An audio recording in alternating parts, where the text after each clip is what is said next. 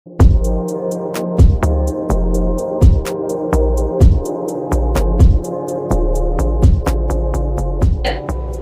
Sobat Bangsa, kembali lagi di Teras Bangsa. Bahas sana, bahas sini tentang kesehatan. Selamat siang Sobat Bangsa, kembali lagi dengan saya Nisa. Dan saya Rizky yang nantinya akan mendampingi kegiatan ini sampai selesai. Bener banget nih Kak Rizky. Nah, gimana tuh, Ya, Anissa? kita tuh ini kali ya Kak Rizky ya, kita akan bahas isu-isu nih tentang kesehatan juga, seputar kesehatan yang Benar. lagi booming nih sekarang nih. Nah, apa nih yang lagi booming nih Kak Rizky? Tapi sebelum kita bahas yang lebih booming, Ya. kita ingin menyampaikan kalau tema hari ini adalah laki-laki tidak pernah bercerita. Benar kan, dokter? Benar sekali. Tentunya kita nggak cuma berdua doang Benar, nih Kak Rizky. Kanisa. Sahabat Bangsa, kita sekarang ditemenin dengan dokter-dokter dari Puskesmas 081. Bisa dikenalin dulu dong. Halo sahabat bangsa, perkenalkan saya Dr. Yuda, salah satu dokter di Puskesmas Banguntapan 1. Oke. Halo Mas Sobat Bangsa, kenalin nama aku Dr. Milna dan aku juga salah satu dokter di Puskesmas Banguntapan 1. Yeay. Dokter Yuda dan Dokter Milna nih sahabat bangsa. Keren banget ya kita kedatangan dokter Iya, muda ya. dokter muda gitu ya. Jadi kayak merasa kita juga jadi berasa muda lagi nih sahabat bangsa gitu. Oke, Kanisa, ngomong-ngomong soal laki-laki tidak pernah bercerita, ini berkaitan juga dengan kesehatan. Betul. Kita mulai masuk data dulu ya dokter ya. Jadi kami punya data kunjungan di puskesmas itu kebanyakan adalah perempuan dibandingkan laki-laki. Dan menurut data itu hampir 10.000 bedanya. Jadi kalau misalnya laki-laki cuma 20.000, perempuannya tuh 30.000. Jadi selisihnya itu Jauh. lumayan. Iya, jauh. Dan ada cerita lagi kan Nisa, apa tuh yang kunjungan kita di luar gedung? Iya, betul. Jadi kita pernah melakukan kunjungan nih untuk periksa kesehatan gitu ya dok ya. Mm-mm. Dari yang kita undang, ternyata kayak hampir 10%-nya itu yang datang tuh laki-laki gitu loh. Sisanya semuanya perempuan nih sahabat bangsa. Nah, itu berarti hampir sama dengan data yang datang ke puskesmas ataupun yang di luar kita undang pada saat pemeriksaan kesehatan. Iya, baik di dalam maupun di luar gedung, laki-laki itu selalu jadi minoritas. Gitu ya. Padahal waktu itu kayaknya waktunya weekend nggak sih? Iya. Benar. Itu kalau kita mau nanya di sudut pandang dokter laki-laki sama perempuan nih, kita ke mana dulu nih Kak Nisa? Kayaknya enaknya ke dokter Yuda dulu kali Dokter Yuda dulu ya, Laki-laki benar. gimana nih? Sebagai cowok ya. Nah, Iya. menanggapi konfirmasi dulu nih. Oke. Jadi mungkin ada fenomena tadi di mana ternyata pasien yang datang ke puskesmas itu lebih banyak pasien perempuan. Iya. Dan mungkin itu bisa dikaitkan juga, mungkin ini saya bahas sedikit subjektif, jadi bisa dikaitkan juga dengan perbedaan kesibukan antara perempuan dan laki-laki, di mana laki-laki Oke. cenderung sebagai kepala keluarga dan pencari nafkah di keluarganya. Jadi Iya. alasan salah satunya adalah mereka mungkin belum sempat dan sibuk bekerja. Betul banget. Paginya kerja, malamnya mancing. Bisa kompak banget ya dok ya. Jangan-jangan kesadaran sama mancing. Mancing gitu ya.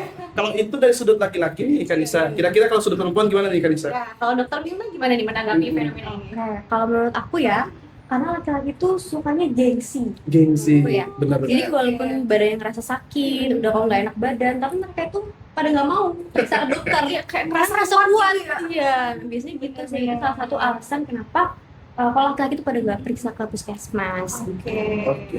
Kira-kira kita Iya. lemahnya apa sih dokter? Harusnya kalau ditahan doang gitu ya dok ya. Sebenarnya kita laki-laki nih, misal ada laki-laki kecelakaan di jalan, patah tulang tuh masih oke kayaknya mas. Masih kuat ya Masih kita kuat, bilang. tapi Aman-aman udah gitu. demam mas. Kita Kalau demam, otomatis kita langsung benar-benar jadi laki-laki lemah ya. laki-laki. Oke, Bener. pokoknya kita pengen di apa Oh, namanya? diperhatiin. Diperhatiin. Kebalik dengan perempuan ya, kayaknya mau di segala situasi pun kita kayak harus jadi Seperti stronger masalah. gitu ya.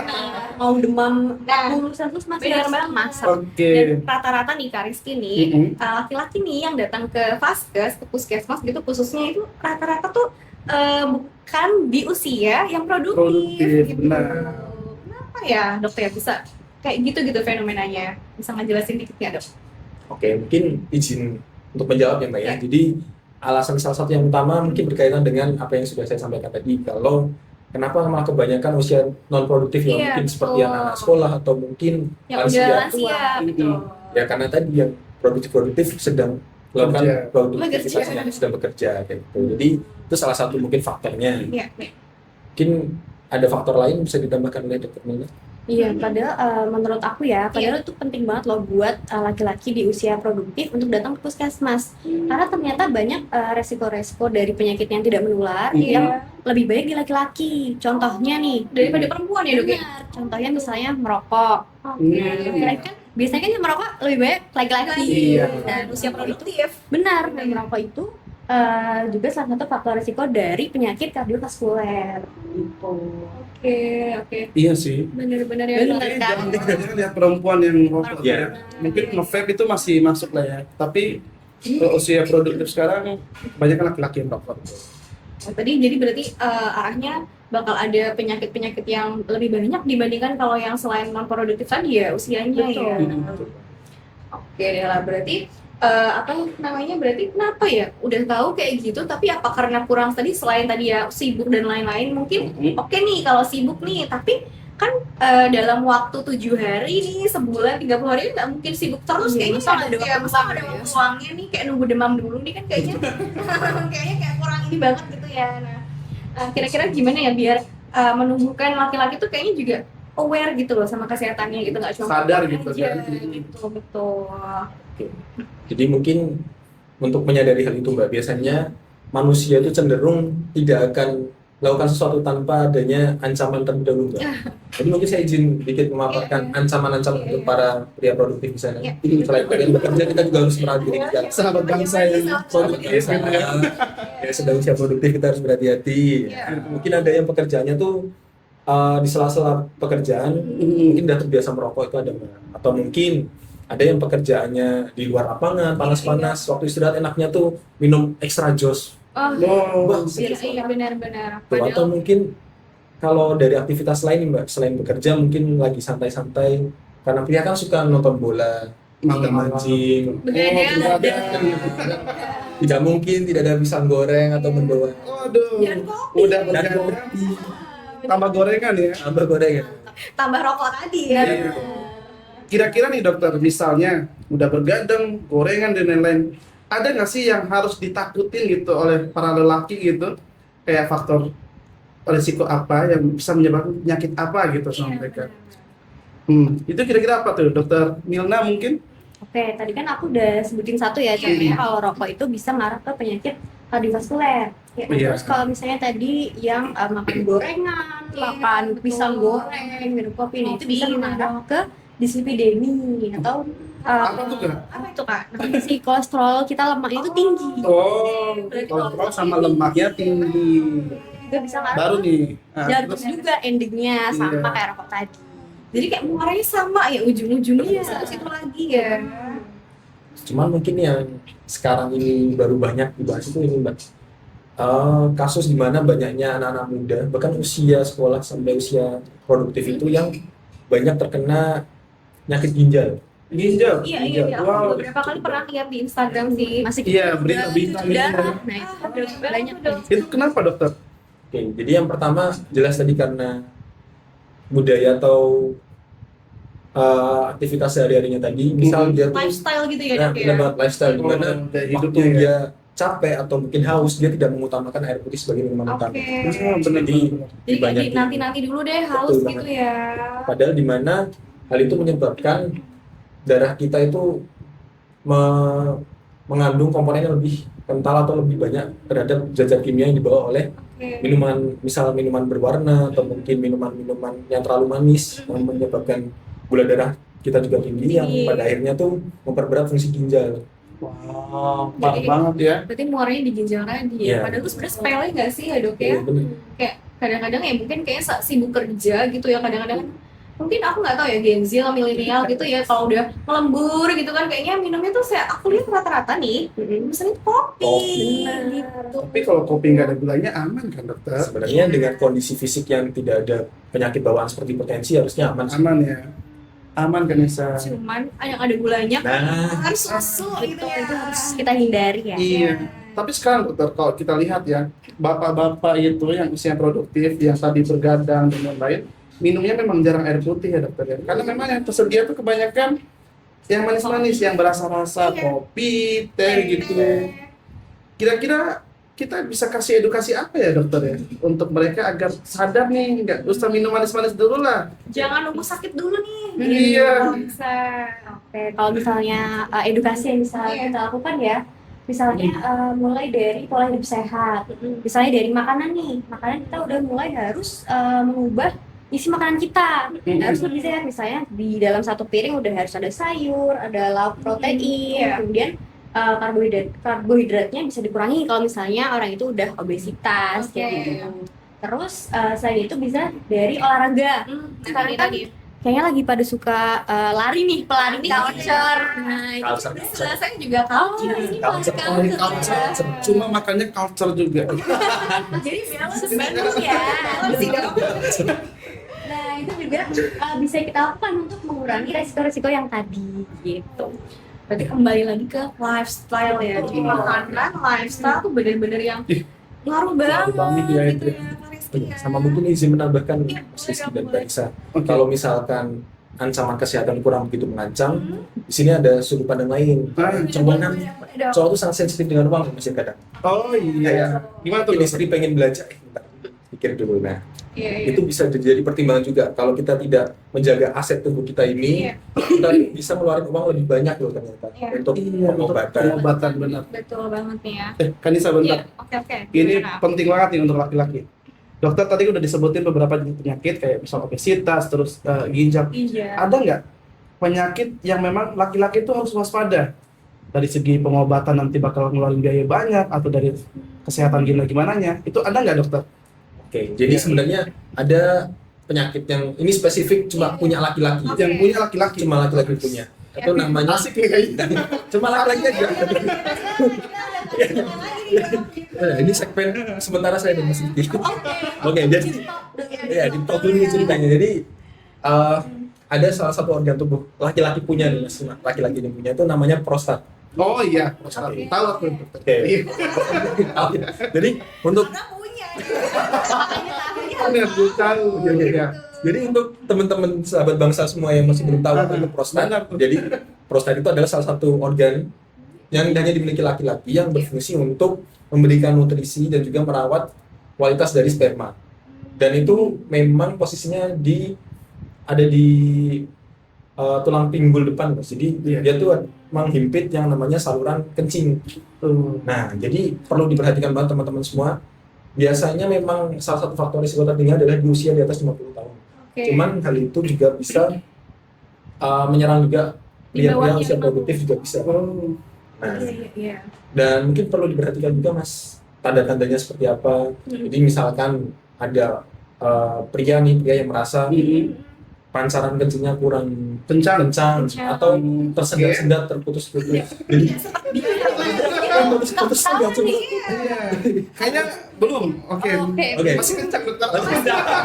Masih oke. Masih oke. Iya. Terus Nah, itu perlu untuk dilakukan namanya screening. Oh, screening. Betul banget. Jadi itulah salah satu fungsinya kita datang ke fasilitas kesehatan teman-teman. Iya. Jadi kalau sudah merasakan ada gejala ini atau gejala itu, kita nggak apa-apa kok buat cowok-cowok untuk memeriksakan diri ke Iya. puskesmas. Iya. Mungkin tadi juga ngebahas dikit ya, karena mungkin takutnya malu tadi gengsi gitu. Iya, Jangan benar. takut nih sahabat bangsa kalau cerita sama Gengsi nakes gitu ya di vaskes atau di puskesmas, karena tenang aja, Kak medis itu dilindungi dengan undang-undang. Betul. Iya. Privasi Privasi itu jaga. aman pokoknya. Tuh. Tapi memang kebanyakan egoisnya itu sih. Dan Iya. laki-laki itu memang diciptakan sebagai orang makhluk tangguh ya. Tangguh. Kecuali bukan- demam tadi ya. Iya. Kecuali demam. Iya. Bukan berarti kalau periksa kesehatan dianggap lemah kan dokter ya. Iya. Tapi penting banget sih dokter kalau setiap bulan tuh laki-laki yang usianya produktif harus periksa. Itu penting nggak dokter kira-kira?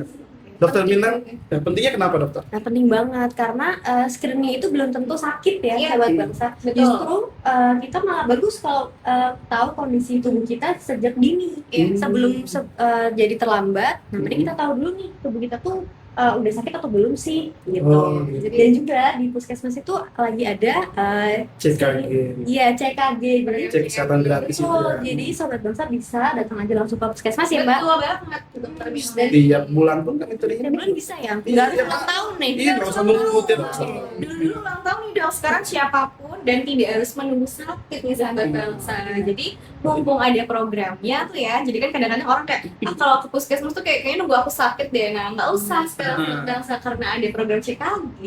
Nah monggo langsung aja ke puskesmas, nanti boleh screening juga, terus tanya-tanya gitu ya, Konsultasi. konsultasi itu yang jelas adalah konsultasi ya, gitu. Oke, dokter, sebelum jauh ke sana, tadi kan udah kita bahas tentang penyakit ya kan Nisa ya. Betul. Kira-kira apa sih pencegahan agar penyakit-penyakit tadi tidak terjadi sama Iya. laki-laki? Untuk mencegah gitu Iya. ya dok ya. Ini dari sudut pandang laki-laki dulu Oke, nih. dari laki-laki dulu ya. Iya. Oke, yang jelas untuk para laki-laki di luar sana, jadi kita tuh harus aware sama aset kita, Iya. karena kalau misalkan salah satu alasan kita itu males untuk berobat karena kita pengen cari nafkah yang banyak untuk keluarga kita, Mm. kalau suatu saat badan kita sakit pun kita nggak bisa apa-apa, teman-teman. Jadi Jadi itu aset yang harus dijaga.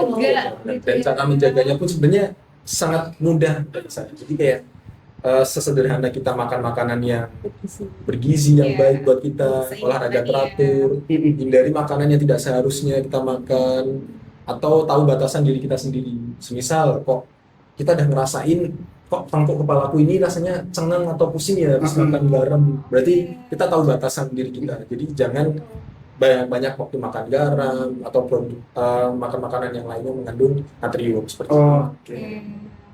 Kalau dari dokter Milna nih sebagai perempuan gitu ya, menanggapi fenomena ini apa nih kira-kira nih tips and triknya nih? Iya. Mungkin kurang lebih sama ya. Tadi dari sehari-hari bisa diubah. Terus sama tadi kan sempat disinggung yang tentang begadang, Iya, terus minum begadang. kopi itu juga sudah harus dihindari, bahkan sudah di stop kalau usianya juga sudah mulai tua, sudah ada resiko-resiko tersebut kayak gitu. Wah ini pembahasannya kayaknya menurut saya sebenarnya simpel tapi ngena banget gitu ya kayaknya. Ilmu baru sih. Bener. Sebenarnya sepele tapi kadang-kadang orang suka nggak terlalu dihiraukan banget gitu ya, ternyata ada Bener. efeknya gitu Kak Rizky. Ya Kak Rizky. Iya, karena kita udah di ujung acara ya Iya. di kegiatan ini, kita mungkin butuh namanya closing statement Ya, dari betul sekali. Dokter Milna dulu. Boleh dokter Milna. Apa nih? Apa yang perlu disampaikan? Satu kata buat sahabat bangsa di rumah. Khususnya buat laki-laki nih. Oke, dua kata mungkin ya. Oke. Iya. Jangan gengsi. Iya. Jangan. Ini sahabat bangsa. Benar-benar tertampar gak sih, Mbak? Harusnya ngomongnya jangan Jangan gengsi. gengsi, ya. Kayaknya tuh sadar ya. Oke, oke. Iya. Kalau dari dokter Yuda, Oke, kalau dari saya it's okay to not be okay. Jadi nggak apa-apa untuk sesekali tuh nggak baik-baik aja. karena semua kita manusia Iya, ya tidak ada yang sempurna ya. sempurna. Oke, Kanisa, kita closing. Oke, kalau dari saya adalah mencegah lebih baik daripada mengobati. Begitu. Iya, betul. Oke. Ya, terima kasih. Terima kasih dokter-dokter dan terima Dokter kasih Milna, juga Dokter Yuda, terima kasih banyak.